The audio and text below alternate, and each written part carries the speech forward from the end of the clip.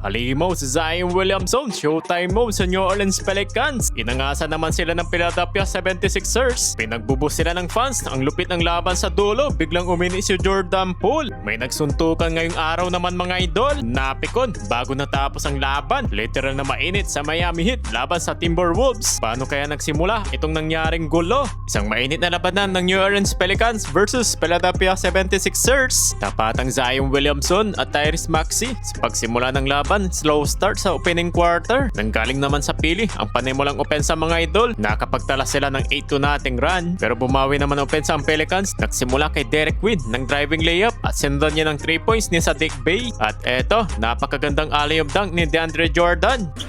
Good high screen. And DeAndre Jordan. Naitala naman ni VGHcom ang kanyang first basket mula sa beyond the arc. Kinounter naman agad yan ni Saddiq Bey mula naman sa corner 3 points. Nasinundan niya ng transition dunk ni Zion Williamson. Offense leaking out. Heads up. He's got it.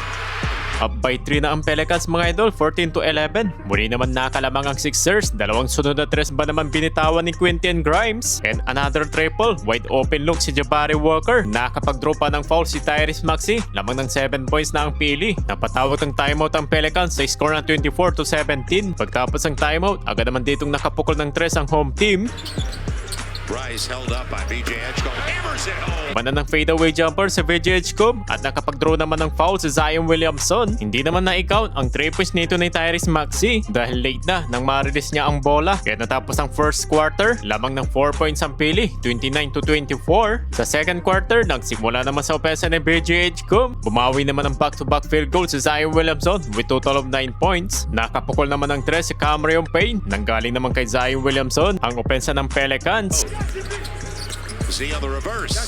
Ang dahil naman kay DeAndre Drummond at Jordan Poole, nakalamang ng 1 point lead ng Pelicans. Tyrese Maxey with the athletic finish, counted and 1. Pumasok naman ang step back 3 ni Herbert Jones kontra kay Andre Drummond. Sumagot naman ng in the corner 3 points si Kelly Oubre. And VJ Edgecombe with its step back 3-pointers. May kasama pang foul. Nagyabang ang rookie mga idol. Muling nakalaman ng 6 points ang pili, 49-43. Inatake naman ni VJ Edgecombe ang depensa ng Pelicans. At Zion Williamson, grabe naman itong kanyang hang time. Pumukol naman ng step back 3-pointers itong si Tyrese Maxey. Nagbababa naman ng bola itong si Zion Williamson na may total of 15 points. Palitan naman ng basket si Kelly Oubre ng turnaround pull-up jumper. At ni Jeremiah Fears with the driving layup. Hindi naman tinawagan ng foul si Dominic Barlow sa contact nito. Kay Jeremiah Fears, nakakuha pa ng counted and foul si Jabari Walker. Kaya pinagbubo ng mga fans itong mga referee. Bago naman natapos ang first half, nakapukol pa ng 3 ni Jordan Poole at buzzer beater mula naman kay Kelly Oubre. Up by 8 points ang Sixers, 85-57. Sa pagpasok naman ng third quarter, tuluyan tinambakan sa 11 points ang Pelicans. Pero agad lang hindi itong binura ni Derek Quinn. Smart play naman dito ng Sixers. Offensive of the class ni Tyrese Maxey. Turnover naman inabot nito ni Zion. Nanuwian sa transition dunk ni Dominic Barlow. Sa play naman nito, nahuli ni Zion Williamson ang opensa ni Tyrese Maxey. Nagresulta naman sa 3 points ni Saddiq Bey at naitabla na yung laban mga idol. Pero sumagot ng long 3 points si Tyrese Maxey. Sinundan niya ng Quentin Grimes ng 2-point basket.